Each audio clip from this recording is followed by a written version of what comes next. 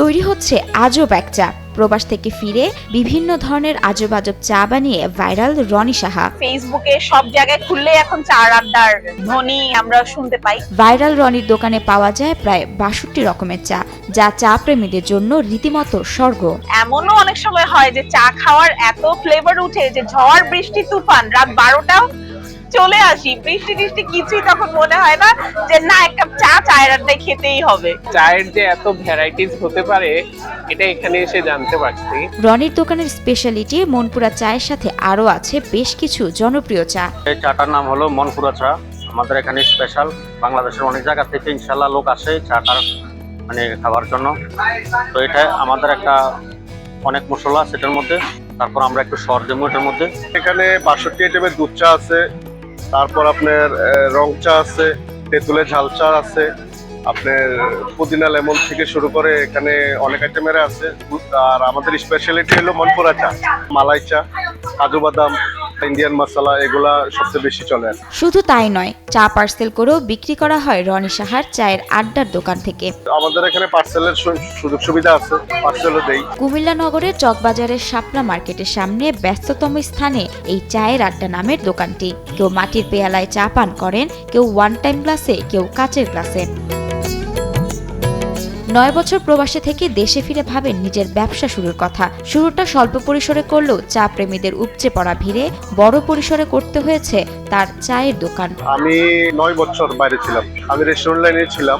তো ওখান থেকে দেশে আসলাম, এসে ভাবলাম কি করব চিন্তা করতেছি। পরে ছোট করে আলিয়া মাদ্রাসা রোডে চকবাজার, ওখানে দিলাম একসাটার দোকান। দেখছি ভালো রেসপন্স পাইছি, পরে এটা দিলাম একটু বড় করে। চা প্রেমীদের চাহিদা মেটাতে প্রতিদিন প্রায় ১০০ কেজি দুধ লাগে চা বিক্রেতা রনির। ফার্ম আছে, ওখান থেকে দেওয়া যায়। ডেইলি ৮০ থেকে ১০০ কেজি দুধ যায়।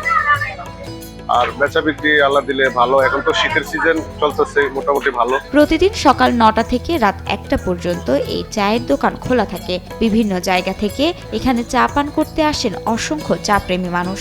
তবে দিনের চেয়ে রাতে এখানে চা বিক্রি হয় বেশি। সন্ধ্যার পর থেকে রাত্র ১টা পর্যন্ত আমাদের দোকান খোলা থাকে, তখন কাস্টমার থাকে, বিক্রি হয়। বর্তমানে রনির দোকানে কাজ করছেন ৬ জন কর্মচারী। ভোক্তাদের উপচে পড়া ভিড়, এক একজনের এক এক রকম চায়ের ফরমায়েশ, চা প্রেমীদের আবদার মেটাতে পরিশ্রম করে যাচ্ছেন তারা। আমি এখানে ২ বছর যাবত কাজ করি। আর এখানে কাজ করতে ভালো লাগে, মানুষদেরকে চা দেই। পরিষ্কার পরিচ্ছন্নতা রাখি, যে কারণে সবাই আমার দোকানটারে পছন্দ করে, সবাই আসে। সবাই সামনেতে আমি চা বানিয়ে তাদেরকে দেই।